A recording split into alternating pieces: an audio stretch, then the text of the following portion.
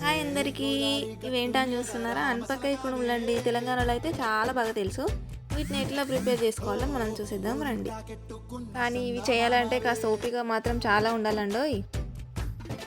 ఇంకా చూపిస్తలే అనుకుంటున్నారా? వెయిట్ చూపిస్తా.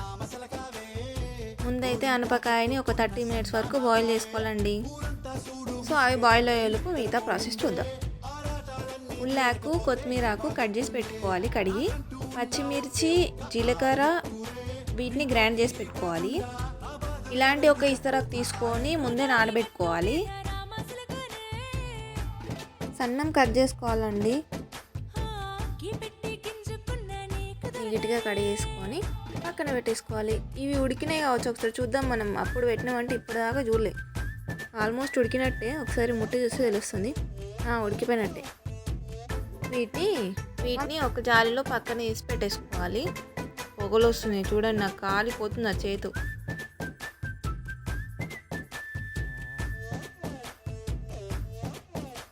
ఈలోపు కొన్ని వేడి వాటర్, మనం పిండి కలపడానికి కొంచెం సాఫ్ట్ రావడానికి వేడి వాటర్తోనే మనం పిండి కలుపుకోవాలి. బియ్య పిండి తీసుకోవాలండి. దీనికోసం కుడుములు బియ్య పిండితోనే చేసుకుంటారు, దాంతోనే టేస్ట్ బాగా వస్తాయి.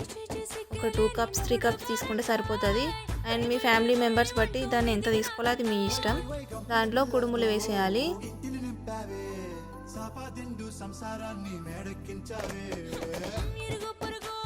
నెక్స్ట్ ఇందాక కట్ చేసి పెట్టుకున్న ఉల్లాకు, కొత్తిమీరాకు 2 వేసేయాలి.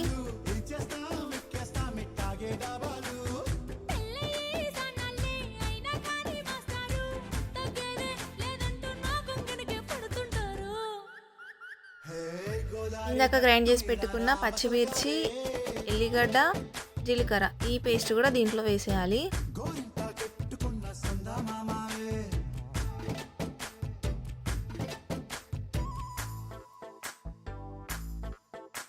కొంచెం సాల్ట్ సరిపడా.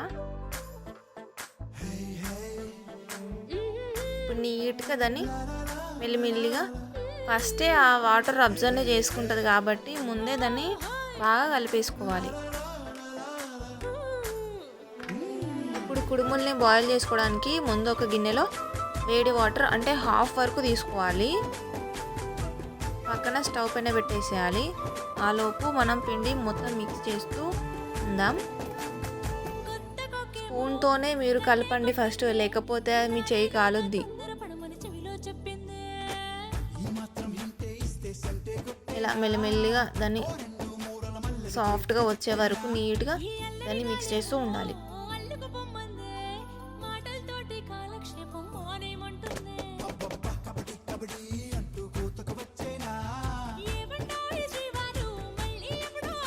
చూడండి, ఇట్లా సాఫ్ట్గా రావాలి. నేనైతే బాల్ లాగా ఆడుకున్నా దాంట్లో.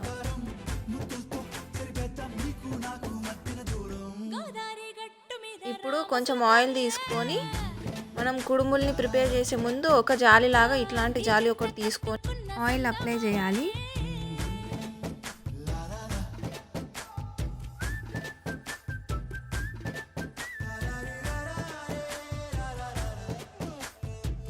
ఆయిల్ ఎందుకు అప్లై చేయాలి అంటే కొంచెం ఆ బియ్య పిండి కుడుములు ఉంటాయి కదా, అది స్టిక్కీగా దానికి అతుక్కోకుండా లైట్గా అప్లై చేయాలి. ఈ షేప్లో మనము ఈ కుడుముల్ని ఈ షేప్లోనే తీసుకోవచ్చు అని ఏం పర్టికులర్గా ఉండదు.